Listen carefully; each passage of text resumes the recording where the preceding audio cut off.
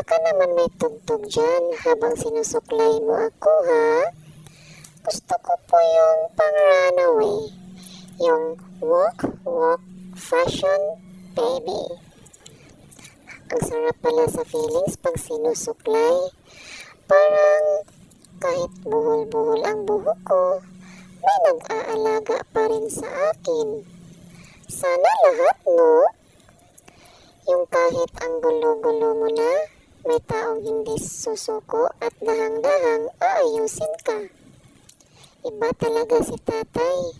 Hindi lang taga-suklay ng buhok, taga-ayos din ng puso. Ay wow! Cheesy yarn!